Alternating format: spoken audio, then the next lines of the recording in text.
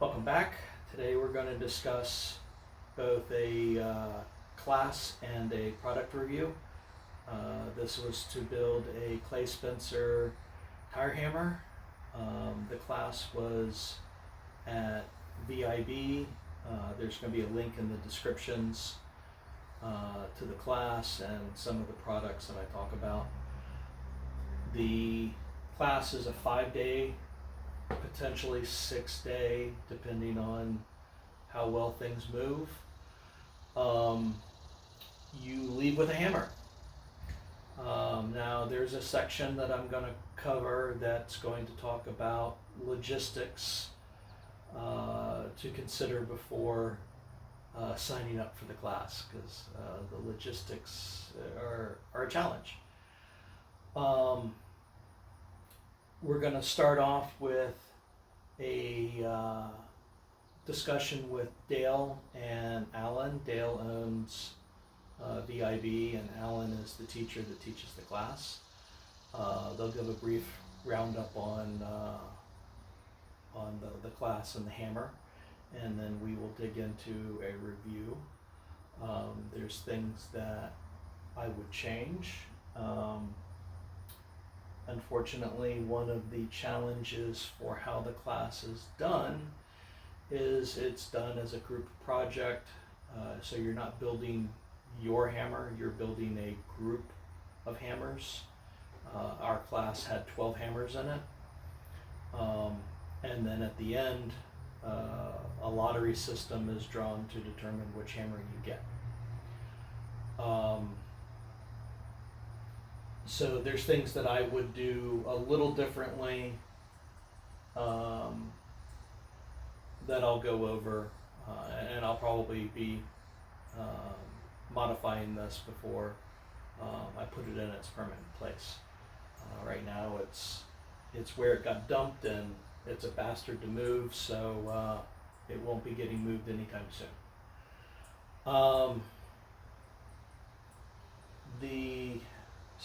Let's look at the first section, and then we'll dive into a deeper review. Okay. All right. Dale Morris, Virginia Institute of Blacksmithing. Been blacksmithing for 48 years, and we host Clay Spencer Tire Hammer class taught by Alan Kress. I'm Alan Kress, and I've only been blacksmithing 34 years, so Dale's got me on a few years. I'm from Alabama. Took over the tire hammer class from Clay about 7 years ago, teaching majority of the classes here, but I have done others around the country, but we've got to be old hands at it here. Yeah, we got it dialed in pretty well. Yeah, it's second and third week in July. Yeah, it's usually we have at least one class, if not two classes, depending on how many sign-ups in July. So second and third week is typical. Anybody who's interested in blacksmithing, knife making, needs a power hammer. It's a 70-pound head. If you have welding experience, that's great. We'll definitely put you to work. If you have electrical experience, we'll definitely have you wiring motors. If you know how to run machine equipment, we can do that. If you don't know how to do anything, we will find a job for you. There's lots of deburring that needs done, right, Doug? Yep. Yep. Anyway, it's a 5-day class. Next year's tuition is $3,400. Of course, I have to go every year. It goes up a little bit because metal we can't costs keep up with steel prices. It's just ridiculous. But, we try to keep it as affordable as we can, and everybody goes home with a hammer. And as skill level goes, you can actually walk in the door not having much experience in anything. You'll actually walk out the door with experience that you never had before, especially in the assembly building. And because everybody is always working, always on something, so even zero skill level, you're still going to be working. Go on. Oh, okay.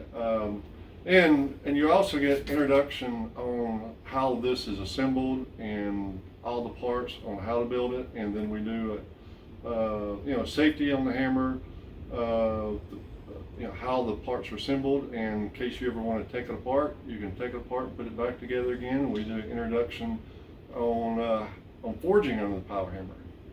We'll spend about an hour doing some tools, forging square rounds, and because the hammer we actually set up for flat die hammering, which is drawing and 1,000 tools that you can go under. So it's that's what you go home is with flat dies, but you can definitely make or put any other kind of dies you want under it. So you're walking out of here with assembly, forging, and pretty much just whatever Welding, it takes to Fabrication. drilling. I Yeah, mean, you're just, So, plus one, I didn't know that I could bring somebody. yeah, so there's, So- we love extra hands, especially if they have skills, so if you want to bring somebody for the class, it doesn't cost extra. You still only go home with one hammer, Right. right?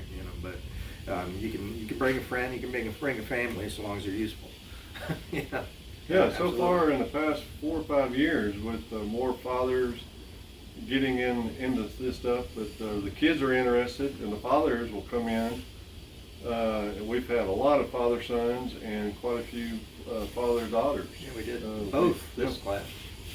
So it's and a man-wife team, And man, and that's the first on this one is a man-wife team. So and they're still married. and still married. I think she enjoyed it more than him. Yeah, and then just as a side note, Alan comes back every November to teach a weekend class in making tooling for the power hammer. It's optional. It's not included. It's just something you'd like to come back and have an opportunity to make any number as many as you can possibly make. Really, it's available. Tooling for the power hammer. There's some basic ones we start with, and then there's a whole boatload to choose from. Yeah. And the other thing to note is, like in this class, since so many parts are ordered way ahead of time, when you see the class listed, we start cutting it off late April. Registration closes 1st of May. Okay. Because I've got it I have a couple months where I need to get all the materials together. Yeah, because some of this stuff, the 8-inch round, that's the anvil part, and getting all the motors, and we got the rams are machined, and just getting, it's a nightmare to order, but it always works. But we have a cutoff. Yeah, We've had if people you don't upset. register by the end of April, that's you're registering for next year. Yeah. All right. Sounds good. Thanks, Dave. So, first thing to know is there are 2 possible class slots, but they're back to back, and they are the 2nd, 3rd week of July. It is hot. You might get lucky on a couple days, so plan on bringing a couple gallons of liquids. Dress well, but it needs to be non-flammable materials. I would say wear shorts, but there's a lot of sparks going on and whatnot. If you're comfortable with that, anything to help cool off is a good thing. If you have glasses that are shop rated, prescription glasses, the caveat that the school has is they have to have side guards. You can buy a pack of like 8 of these on Amazon for not much. I'll have a link in the descriptions. I find them annoying personally, but they are what they are.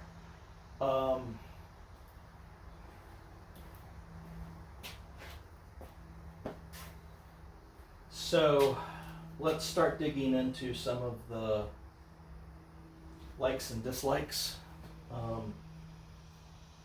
When you go to move this thing, for the most part they're moved in one whole piece. It weighs in excess of 1,000 pounds. The anvil itself is over 500. Personally, I really wanted to pull the motor, and during the move, it tipped on me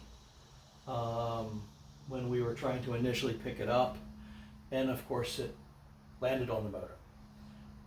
The thing that prevented me from doing that was this has been welded to the frame. This is what prevents you from removing the motor. There's a pin, the motor can come off easily. You either have to unwire it or grind the weld off. And I see they've made that annoying over here.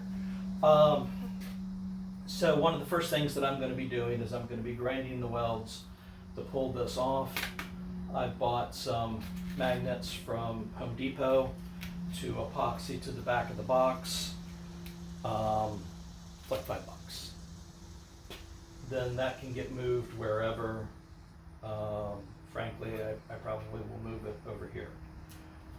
Same thing goes for in back. There's a hook that you can put the cording on, the excess that you don't need. The hook is welded on.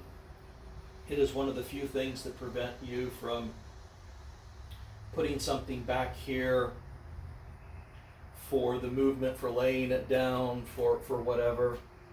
Again, we'll cut that off. And I got a hefty hook at Home Depot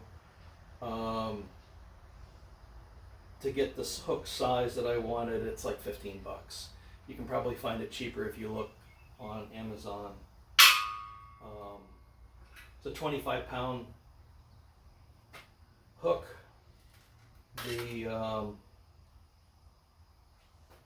Again, it can be moved wherever is convenient for coiling up the cabling. Frankly, it would save and build, cost $5, but they're having to sand the box down so that it can be welded to get the zinc off. Epoxying magnets on wouldn't take very long to do the whole batch. And on off easy, we can pull this. I don't know how much the motor weighs, but it's probably in the 50-pound range. At 1,000 pounds, that's probably not much, but it's something. The bigger problem is it causes it to balance weird, and the potential for damaging it when you're trying to move it. Down there, load up. They've done a number of these. They're pretty efficient at it. Depending on how you're going to be moving,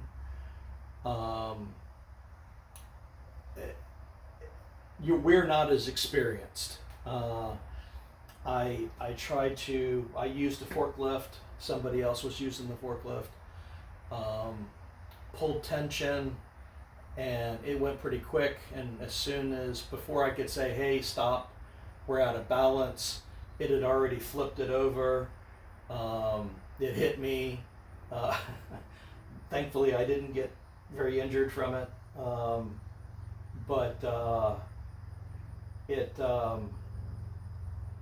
We had a hard time recovering from that. Once it was out of balance, it shifted and we couldn't put it back where it was. So then we were laying all the weight on the motor and the foot pedal, and we spent an hour doing different things, jockeying it around to try to get better control of it.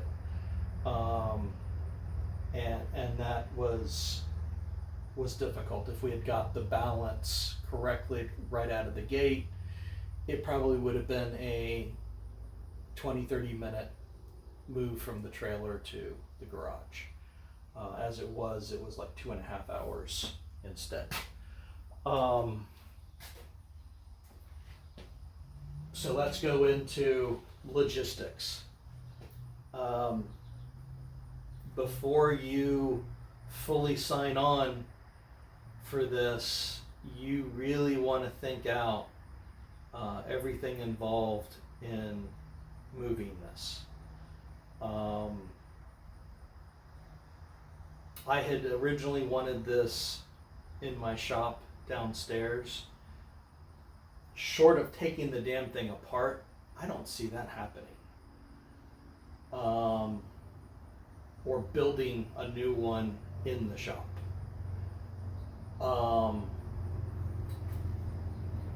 This does come off, the hammer can be pulled, the tire can be pulled. You can disassemble a fair chunk of it, but you're still sitting at about, I don't know, 600-700, probably 700-800 pounds. It will be a little more balanced, less things hanging off of it that you can break. Can you manhandle it?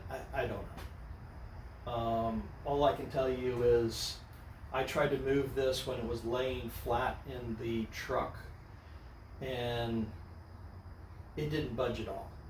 My first reaction was, oh, duh, I need to unstrap it from the trailer, and I look up and it's unstrapped. No matter what I did, I couldn't get it to slide half an inch. It was like it was welded to the trailer.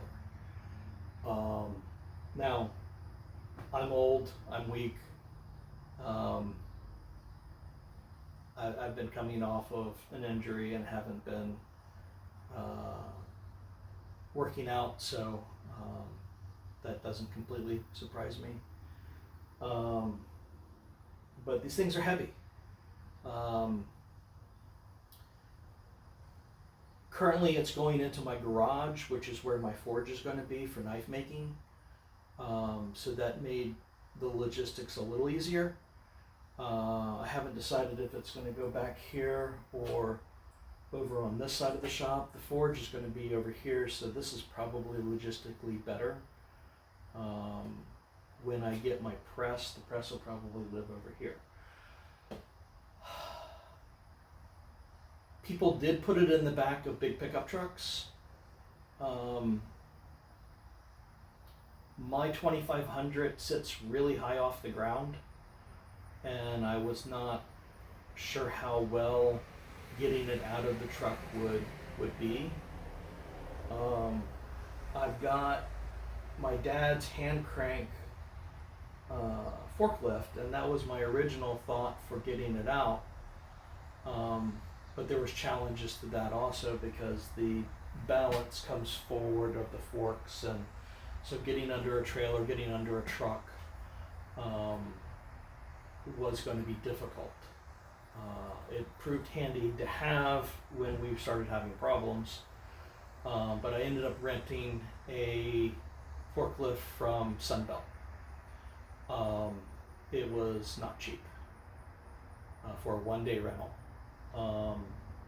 I'm told that there's a few other places that are cheaper, still not great.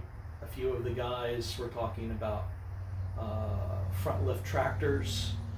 One of them was looking at his manual, and the weight of the hammer was pretty much at his max lift weight. So again, all of those things are considerations. Normal garage door, the forklift wouldn't fit inside. We tried to get one that was small enough that could. They had one, that's not what we got, of course. If that had been the one that we got, I probably would have backed the trailer all the way into the garage. We would lift it up, pull the trailer out, and life would have been easy. And we probably could have gotten it in final location easier too. What we ended up doing was getting some car mover dollies that are rated at 2,200 pounds from Harbor Freight. They're heavy metal. And what we did is we brought the forklift as close into the garage as possible so it extended past the lip in the garage. and we set it down on the dollies, shifted it over here, and then used the hand crank lift to stand it up. We could potentially have rigged some kind of pulley from above to help stand it up. I'm not sure 3 people could stand it up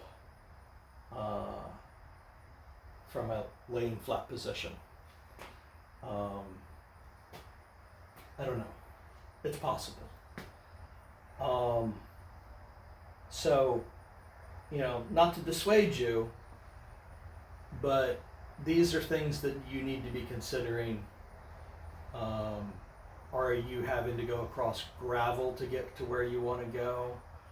Are you having to go across grass to get to where you want to go? All of those things need to be taken into consideration before you bite on building one. Getting it out of the facility there, not that big of a deal. I ended up using a U-Haul trailer, one of the little cargo trailers. We were able to lift it over the side and set it down into the back. It handled fairly well. Once it was strapped down, it really didn't move anywhere. I hit a few bumps on the way home, and the trailer hopped a little bit. That was a bit scary, but wasn't that big of a deal. The weight was laid down pretty well, so the trailer didn't sway at all. If you've got bigger, one of the guys had a big cargo, big flatbed trailer that looked like it could handle medium size bulldozer, tractor type of thing with the front bucket and backhoe. Those 2 guys out of Florida, they went home with 2 hammers. I'm not sure I'd recommend having 2 hammers on one trailer. But okay. There is, as discussed in the intro section, there's a +1 option. So if you've got somebody else you can talk into coming to the class to help out, trained work, always good. It makes the whole class go better. There was a fair number of +1s. If the whole class if it was 12 hammers and we only had 8 people, because they get, the teacher and the school get a hammer out of this also. That would have put the timeline pretty tight to have gotten done on schedule. So the extra help from the +1s really went a long way to achieving a good flow of work. You're going to need help on the back end also. I don't see one person doing this. I suppose somebody can be creative enough, but is what it is. One of the people here was like, well, you know, why not weld hooks on the front and use chains to hook up and whatnot? Well, yeah, I suppose that's possible. Again, that comes down to what you're trying to accomplish. It's got a small 24 by 24 base on it. The old plans used to be bigger. It should be bolted to the ground. I think I still want a bigger plate to transfer energy into the ground. So that's probably going to be one of my modifications, is adding a slightly larger underplate to the main plate. I also want to put some wood underneath of it to absorb the shock a little bit. I've got a upscale but still a standard garage concrete pour. When the house was built, I asked for a thicker pour both in the garage and the basement, and they gave me a ½ inch to an inch more. Now there's also 2 big pillars that go all the way across the garage underneath here that was poured concrete. I don't know what that buys me as far as the shock. I'm sure that I will probably destroy concrete at some point, and we'll have to cut it out and pour deeper, possibly.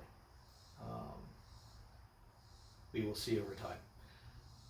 The class, the teacher recommends like 18 inches, cutting out a spot 8 and pouring 18 inches deep.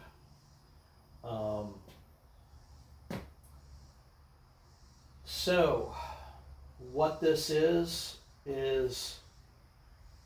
I believe it's a modified version of a Little Giant. Little Giant's got the swing arms and the spring. It's using the tire as the centrifugal. What you have is when the pedal is pressed, the motor's spinning, it contacts the tire. You've got a brake here. When you take off, it stops the wheel. When you press down, it allows it to spin. The amount of contact you have controls the speed at which the tire rotates. So you can get lighter hits, near misses, medium power, all the way down to, oh my God, beating the crap out of something. The original design had a hollow hammer that you filled with lead. The new design is a solid steel square that's been milled.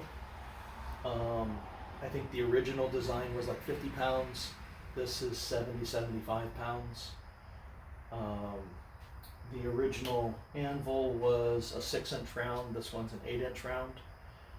I believe that was upped to compensate for the new weight of the hammer. This is a large portion of the cost.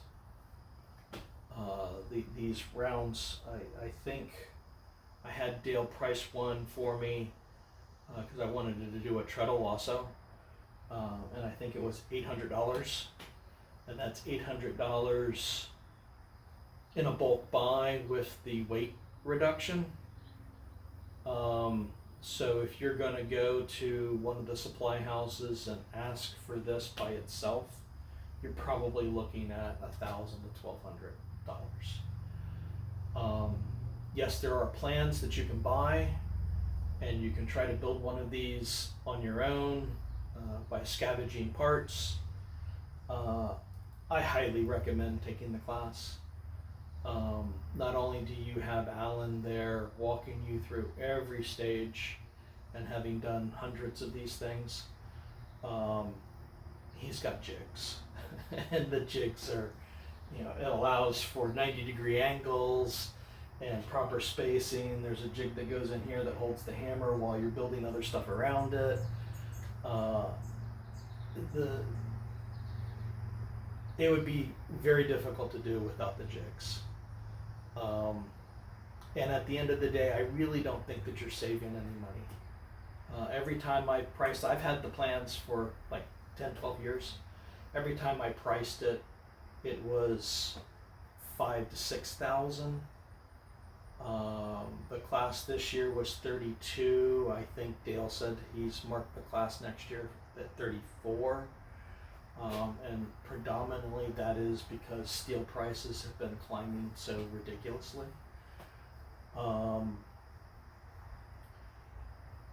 So Alan's also making modifications to the plans here and there. This year they did laser cut parts. There's a bunch of little parts, a lot of little parts. So we didn't have to drill all those out. That saved our time a lot, cost them a little more in materials. But the precision and time savings, I think, was worth any cost that included. Like I said, there is, I don't know, a few hundred parts involved in this. A lot of the class is people taking raw parts, cleaning them up, prepping them for the next part, and then somebody taking a group of parts, welding them together, somebody else cleans them up, and multiple days of taking small parts and building bigger parts, building bigger parts, building bigger parts. How he assigns out work, he starts by looking for who the best welder is. Somebody's got to do the bulk of the welding. This year we had a professional welder, and he basically spent the whole 5 days welding. We had somebody experienced with a machine mill. He spent a couple days doing milling.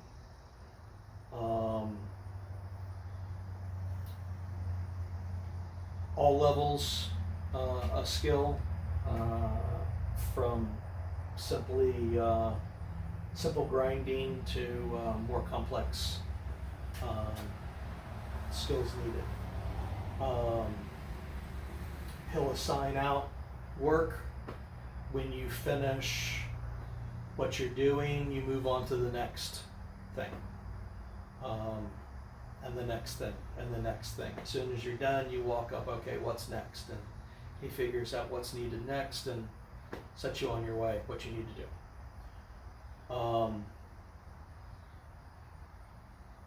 So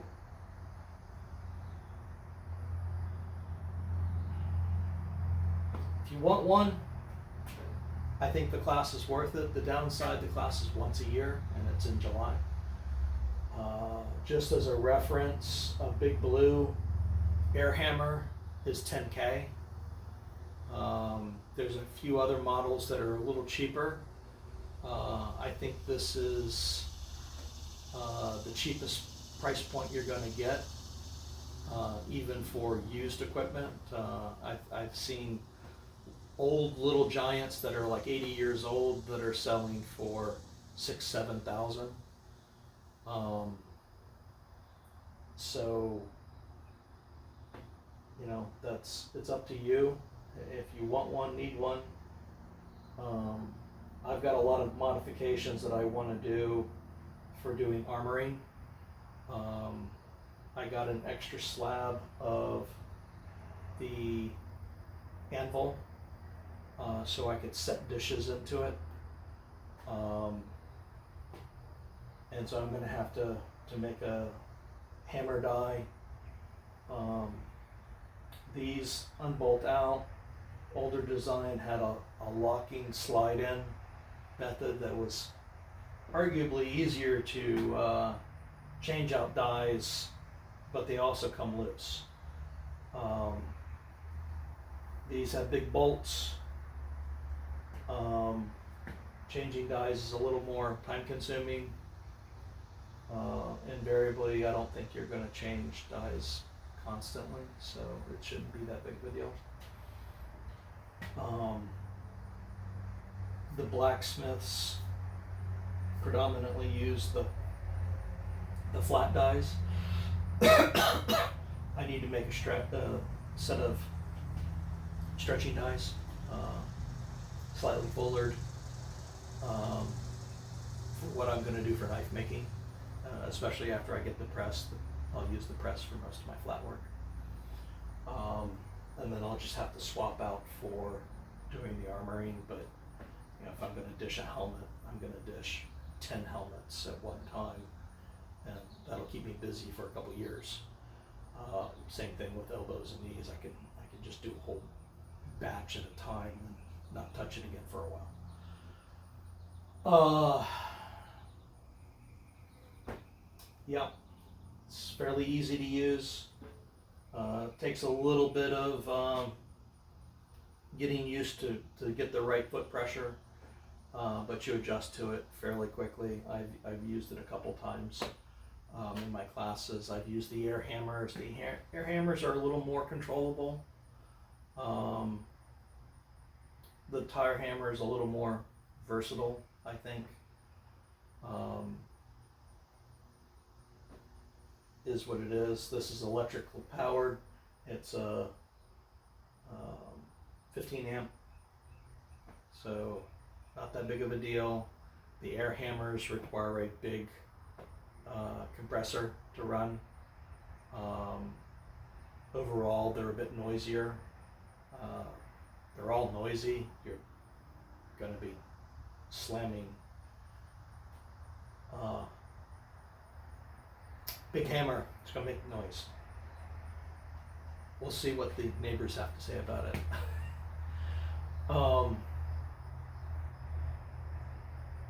I like the class. At the end of the day, every class I have taken at Virginia Institute Blacksmithing has been well thought out, well run. The facility that Dale runs is top notch.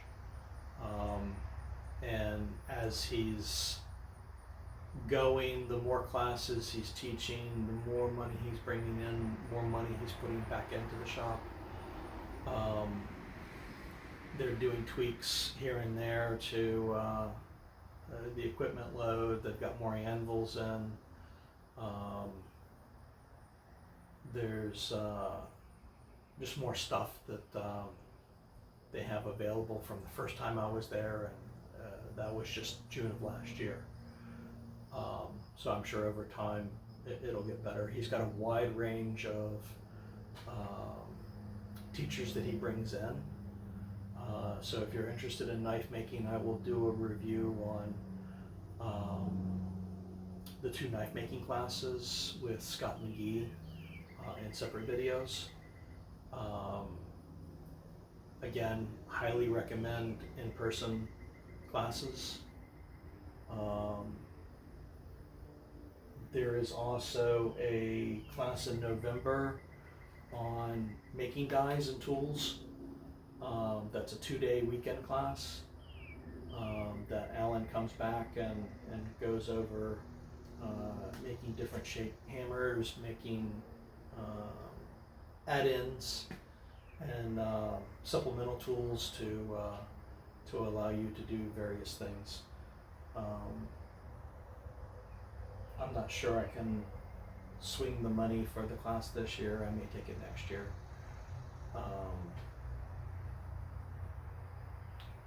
He closes out the class in like April so that he can buy all the metal. I missed it last year. There were slots open, but when I found out that it existed, it had already been closed for the year. Having to wait for the following July sucked.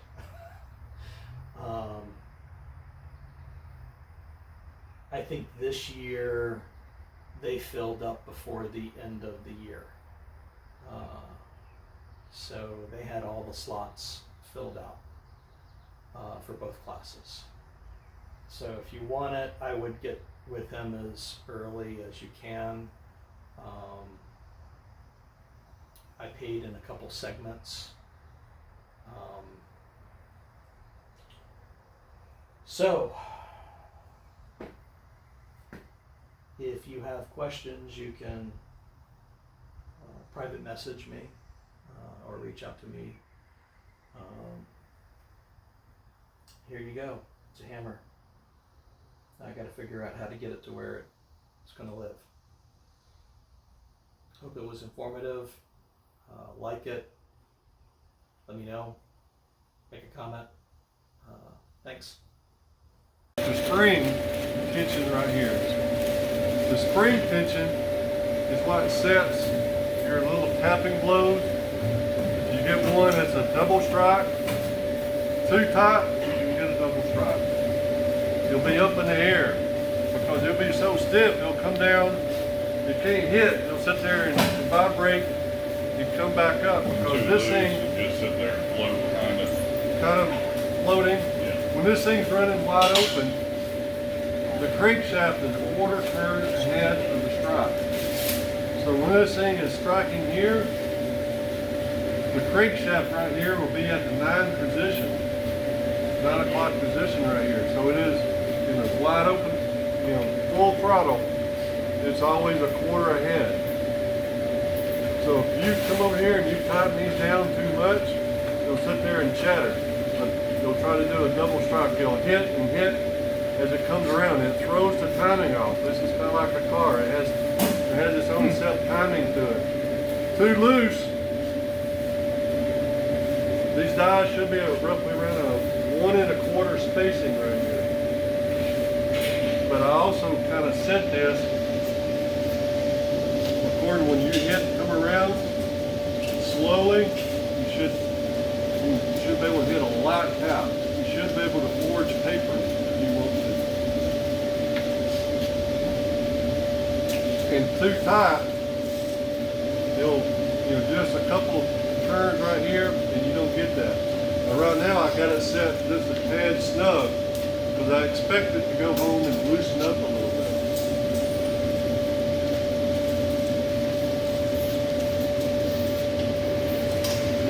These papers are right here, so everybody will get one of these. Check all your damn nuts. Check the clinking going. I'm noticing on Adam right here. I was hearing a little ka-tank. Nobody ever tightened this down yet. So I knew instantly something was wrong. The first thing I noticed when I turned this on, I'm going to show you how that should sound. And for the person who wired this motor, not to point a finger anywhere, because this happens, everybody gets in a hurry. The pulley was loose. It'll make a strange noise. I'm not looking at you just because you put it No, on. because I'll tell you what. When every time because I had to regrind them and I pull them, those pulleys those set screws will not stay tight. Really? Yeah, I tightened, and then the next time I go to take them off, it was like they broke right easy. And I tell you what, this last time I cranked each one on so hard, the set screws are not staying. Took them off like 3 times. You think it's the Yeah. set screws or the tapping? Well, it's the tapping is too loose to begin with, and that's what's causing the set Then screws. we may have to go back real quick, and you should have told me that. Then we may have to put some Loctite on it. Because you'll hear a very loud noise. So what you're telling me is listen for it. But I'll actually set these with a wrench. I don't remember. But if you hear that noise, it's a high-pitched squeal. That's what? Then we can look for Loctite. Like, Adam, you'll want to break this loose and put Loctite on it. But if you hear a high-pitched squeal, it's always this guy right here. So he's saying that It's the machining because Yeah. they're between the shafts. Because once they ran just a little bit, they were all loose coming off. Because originally we had to put them on with a dead blow, and then after they ran, and then you have some out there that were a lot looser. Then on these, the pulley right here, I just put a piece of 3/8 right here and bump it to it. So if it moves, it's just a 3/8 spacing right here. But we're gonna lock out every one of these. And like I said, you're gonna take a wrench. Don't touch your fingers. No, I used a wrench this last time. Yesterday, I used a wrench on every one. Then we need to go back and put Loctite on them. 3/8 space from the back of the pulley to the motor. Yeah, there's like a little lip right here. Because you can probably see an indentation on the keyway where I did it. You had a lot of practice doing this, so I Yes. think you got it right. And tightening down the dies, like I said, I heard a clanking noise.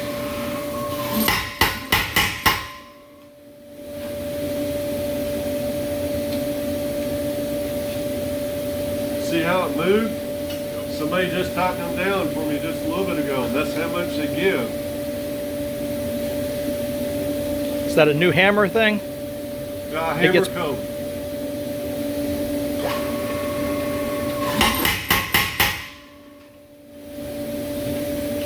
See something come flying out? The bolt just came flying out. It was an extra right there. Just checking. If it went flying, it would have went flying. So it moved a little bit again. And this is what I call setting the dies. You do that about 3 times and it won't come out. You do it once, and your die will come flying off, or you'll break your bolt. Hopefully the dies will come off and you break the bolt. So you'll hear it out of that. When that gets set, I shut her off. So these jam nuts right here is what sets the spring. So that when it leaves here, you know, it should be set. But if you want to get a little more oomph, you can actually let the dies hit a little sloppy. But right now it is set at the very maximum. The sloppier the dies, the more throw you'll get. It's not something I recommend, but you can do that because you'll get a more throwing power. Because when what I call sloppy, it'll actually will pick up a little higher here. And so when it comes down, these hammers hit because it's compressing the spring. When it's coming down, it's compressing that spring, but it's at its maximum when it hits right here. And then when it comes up, it's compressing that spring. And it's building that energy. And that's what I'm saying. You're a quarter turn. The crankshaft is a quarter turn ahead. So it is throwing at. So you can actually loosen this just a tad, and it has a little more throwing action. It's not something, I do it sometime, but it's not, you know, you can do it, but it's, you know, I want you to know how to put it back or take it out. But here again, you tighten it back up, and you get it too tight, and then it won't finish the throw. But it's only just a little bit. You'll actually, well, like I said, the spacing right here is about a 1 1/4. You can drop it down to like 1 1/8, or maybe a little less than that. It's not much more than that, because then you'll start getting your double strike. And you know, like Dale had Balchow, like a thin piece of 4140, and this right here, the way this is set, it may not hit. It's only when you're going to go and work bigger stock. Bigger stock, you can drop out that die. You can work 2 inches under it right now, plenty. But if you're going to work 3 inches, that's when you'll put in your lower space die. And if you're going to work 4 inches, then you'll do the same thing on top. Yeah, there it is right there. That's 4140. So in the plans is how to do all that. You know, how the heat treating, but it's just simple 4140. So if you want a set of plans, put your name down right here and phone number. Dale will send you a PDF, or I got the hard copy with me. But you know, everything that you've done this week is in the plans. That's what I'm saying. You know, Clay did the plans. The money will go to him. So mount these things to the ground. A biggie. Adam asked if he could put on bare ground, and I just said no. And then he said, well, what if I do this? No. And he said, well, what if I do this? No. Concrete. It will just hammer itself in the ground, and eventually this treadle right here will be like this into the ground. So, no. Put a base under it. 10 inches is your minimum. I just followed my mentor. Yeah. But the answer is no. No, I'm I don't care if it is Jerry. No. No. So 30-inch, like your existing concrete, saw out 30 inches. Now you can put it on old concrete if you want to. A lot of times old concrete is hollow. So you're over here hammering and the concrete is doing this. Don't hurt none, but eventually you'll spider. You'll have little spider webs all over the place. So it's, when you go home, when you leave from here, Already got that. it's yours, yeah. Came with. It came with. You talked about putting on a 3/4 inch plywood, right? You talking about stacking up plywood? Yeah, you talked about, Put my piece of plywood under it. Yeah, you can do that as a cushion, because a lot of times concrete is not a smooth finish and it'll sit there and rock with you. I hate expansion bolts. I hate the split wedge stuff, because if you get any kind of rock with this, it just gets worse. Yeah. You know, if you're uneven, the epoxy, the 2-part epoxy costs you about $20. You drill your hole, go through all the instructions. It tells you drill it, clean it, blow it out, and just a little wire brush in there, get rid of all the dust. It's like gluing wood. You never glue wood with sawdust in there. Same thing with concrete. You got to get it down to bare concrete, and the 2-part epoxy is stronger than concrete. It will not come out. Because you want to lock this into your mass. The greater the mass, the better. But 10 inches is a good amount. 2 feet is better. 3 feet is even better, because it gives you mass. It's like you taking a hammer and you wrap it on an anvil. You take 2 fingers, wrap it on a anvil right there, it will bounce back.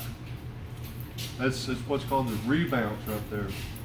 This is the anchors I use, which are called Simpson strong ties. They're a masonry anchor. You just drill a hole. Screw it down. And it'll work, but if you have anything irregular about your concrete, it'll just start rocking, because it just does not have that grab. But if that's what you got, then it'll work. But over time, you'll find that it may start bouncing with you. You can change these things to 240 volt. Right now they're just wired at 110.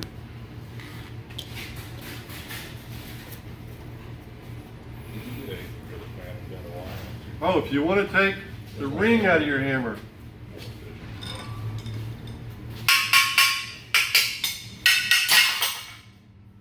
you can do 2 or several things. You can take the expansion foam, like you put around your window sills or your plumbing, drill like a 1/4 inch hole, spray foam it in there. It'll just deaden it right off. Same thing here. Here you gotta do 2 holes. Just drill your hole right here, because if it catches, it'll expand, because it'll dribble and catch. And on the first one I did, it did that, so I only got like half of it done. So I started just doing 2 holes. Just go in halfway and just let it dribble in, and just stop a little bit and just let it expand. It'll just completely take the ring out. Or cut you a hole here, and you can put in concrete, and that gives you mass and it'll deaden it. Or you can go like playground sand. Just pour it in. It's the same thing.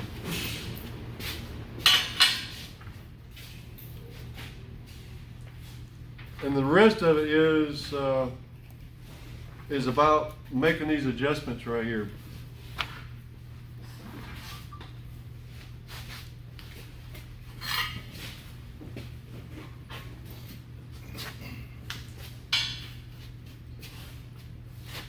Right now, the pulley is a little finger thickness right here, like a 3/8.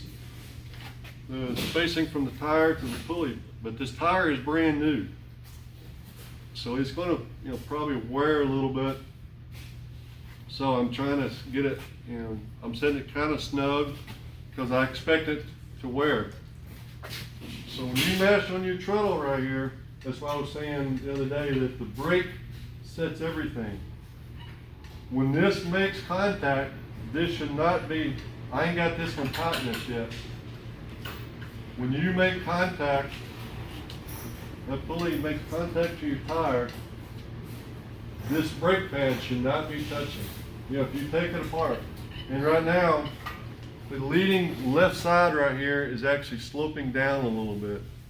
If you mess with this, if you get the left side sticking up, it'll grab that tire and you'll start peeling layers, or it'll jam with you.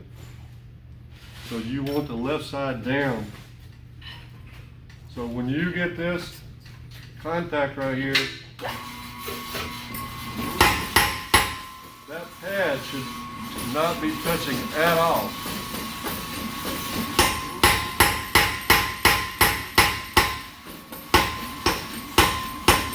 This is what I'm talking about. You can actually put paper under there and just lightly kiss it.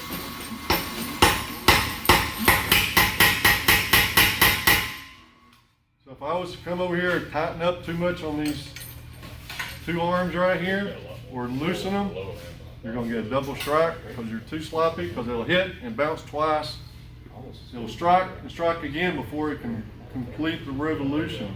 So if you do try to go for the sloppy, you're kind of, there's only so much you can go. You know, if you try to let it get too loose, you'll start doing a double strike. But right now it is set, a little bit tight up here because I know it's going to break in a little bit.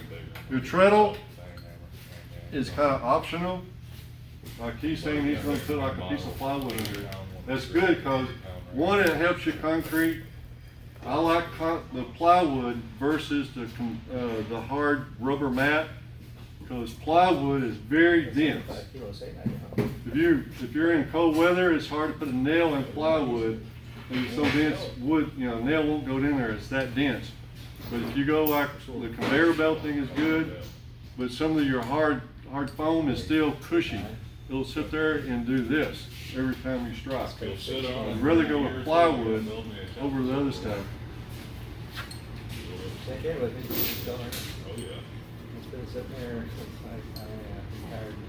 The grease sitting up here on pipe. You hit it like once a year. It's not doing a whole lot.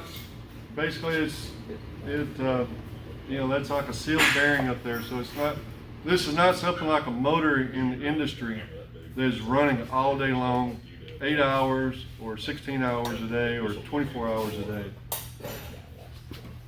All this, all this, all this. This is where I was said like 30 weight or half and half transmission fluid and the chainsaw bar hole.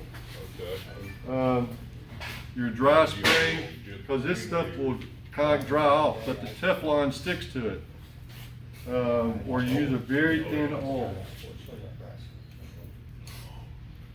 The power cord actually has a little hook right here in back. You'll hook it up. That way when you're running a long bar right here, you don't run into it.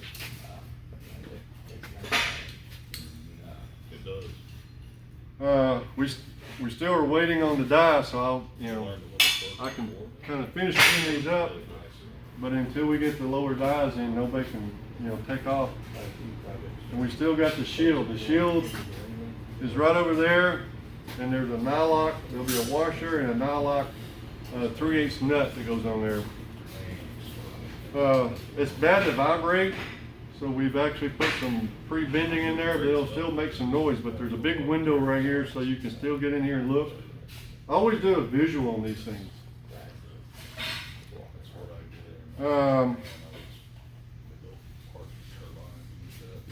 Right now these things are spaced out like at around 4 inches from the ground up. That way you get plenty of contact.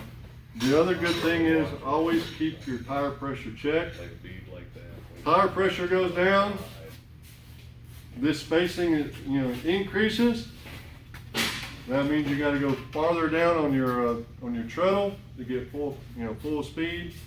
You know, like if you're gonna go on plywood 3/4 of an inch, well, you may have to increase the spacing right here to turn this up a little more.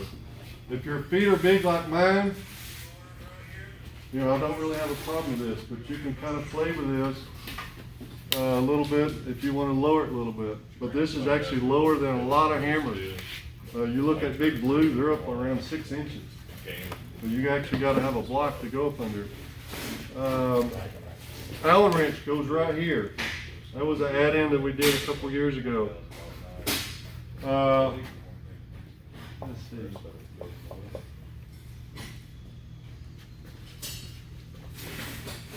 There's also an oil place right here on the axle of the pivot. You'll hit it every couple months. Every couple months when you oil this right here. It'll just increase the life of this 3/8 bolt right here. And if you got a squeak, it's usually right here or right here. So put a little oil here, and a little bit there, and that's every couple weeks. This right in here is daily. You use it in the morning, then you come back in the afternoon, hit it again. You know, it's just a little squirt can is great. You know, like Adam was asking about grease. Grease on this kind of outfit does not really work that well. You actually got to you got to have bushings that actually is made for grease. These are not. You'd have to have them machined in the inside. And these are so tight, it would not get everywhere, where oil would just slowly seep around it. These are these like oil bronze bushings right here. They're already got oil inside of them, and they stay soaked with oil as long as you put them in there. So this is just a safety right here. Use it. If you don't like it, you can cut it off, but I only know of one person who ever had a spring to break, and that was an old 25, but it's still a good thing to have. And it's already mounted. It's in there, and leave it alone. But listen for any clanking. Look for anything on the floor, because like I said, these things vibrate. If I left anything out, Dale? Well, Dale would run. How great I am. How it wouldn't be possible without me. Yeah, this would not be without Dale right here, because there's only a couple places in the country that you can actually go do a workshop like this. And in fact, a guy out of Oklahoma, I don't think he's doing Louisiana this year. Can't blame you. There's money in it, that's for sure. This is a big pain in the ass class to do. If you want to know the truth, I mean, it's quite chaotic. You know, one little missing thing. You know, like our UHMW. Yeah. You know, for next week still ain't showed up. We got this stuff fixed. And one of these, one at number 2, that had the shim. Yeah. Because of the imperfection in the tubing, number 2 was so tight we could not get the back shim in there. If you'll front to back, you're kind of snug always, because I think it's because we put the welded side to the back side. It's always snugger. From side to side, you'll get a little more motion. If you do a full weld around right there, it makes that inside It does. pop out a little bit. So like on that one, we couldn't get the shim in there. So whoever gets like number 2, you'll get a shim. You know, after it gets more. Right now, you can't even do this, but you gotta have this much play in it, or it will get hot here and seize up with you. It has to have that much. From side to side, you're usually good. So like in 10 years, you can add another shim. If you use it all the time, then you may want to go in every 5 years and add one. But if you put a tad too much, this hammer will get slower and slower and slower until it just stops. And you can put your hand right here and this will be hot. If you want to add a shim, you can drop it from the bottom, or these little fingers right here is out of thin stock right here. And you just kind of take a screwdriver and prise them out, slip it in there.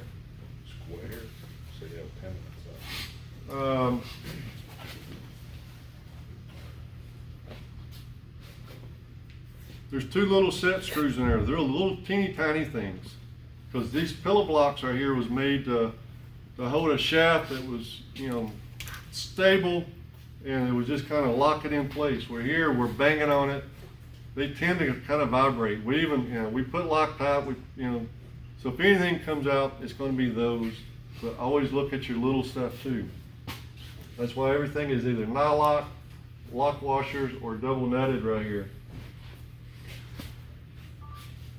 But my handouts, which are right here, if you do have to take it apart, it kind of tells you the setups where everything is going to be at. And if you're going to buy one of these are $10. Adam, I got them put on the. yeah, he can still weld them on. Yep. If you need them, let me know. But if you do get one, you have to bend the rate. These little fingers right here, it's got to be bent. Bend it out, get it lined up, tack it in the middle, then bend those back in and weld it. And I got plenty of the die plates. All right, Dale, we hot? You got my steel hot, Yeah. Dale? Which one do you want to start with? Give me the big piece first. I'm going to show off.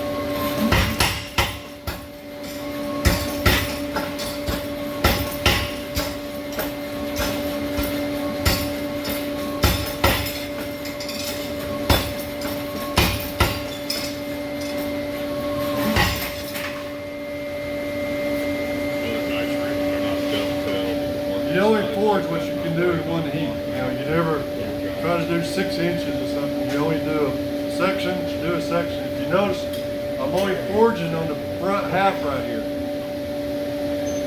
It's called like feed the baby. You only put in a little bit, forge it down, put in a little bit, put in a little bit.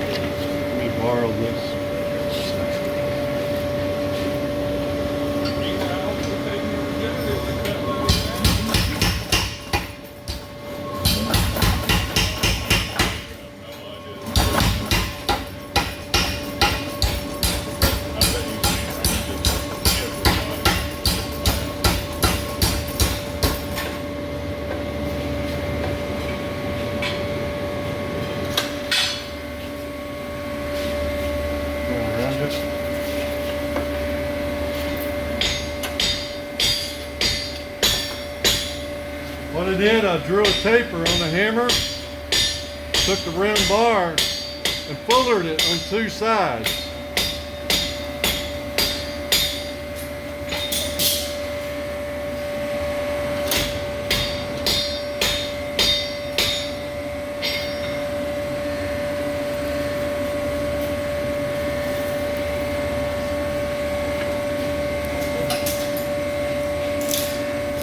Was in flat dies. Flat dies is made for drawing or made for tooling.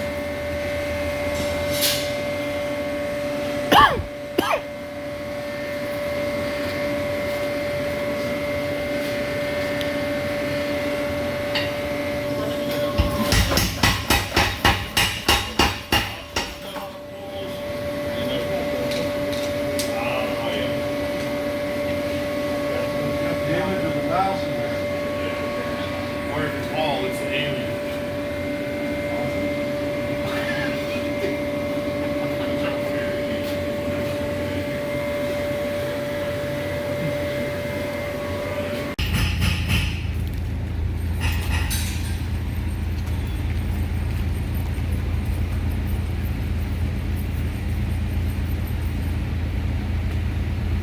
You all right? I'll be right back. Yeah, I got her.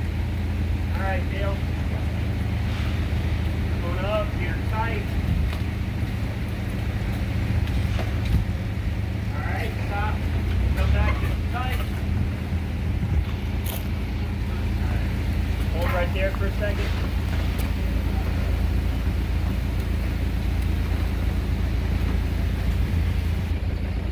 Can I get you to film when we're putting it in the truck? Back up, Okay. down.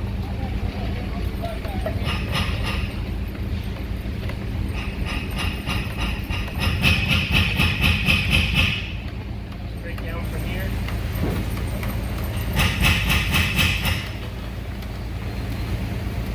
Start, going down.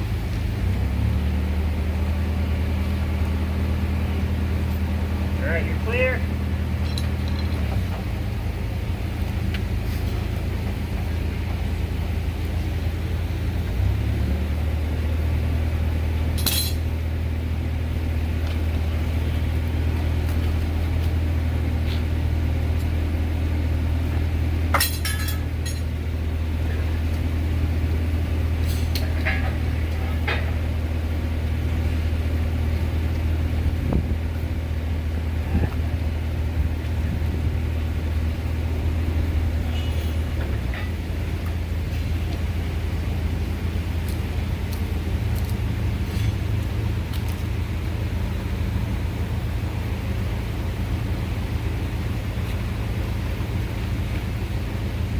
All right, right there, Dale.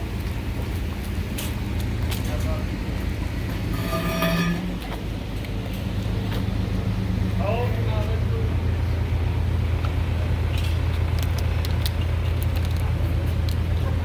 Down. All right, come on up. Yep. You could almost put There a it couple is. dollies on that back corner and just roll it right around on the tire. Just about.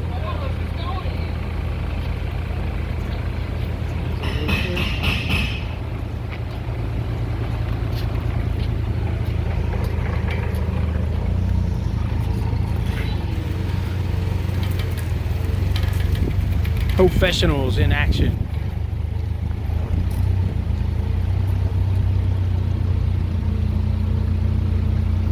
Keep back, keep back, keep back in. All right. Is the extender on this? All right, set her down. You hold down. We're gonna have to get it on the floor. Grab that. Where is that thing?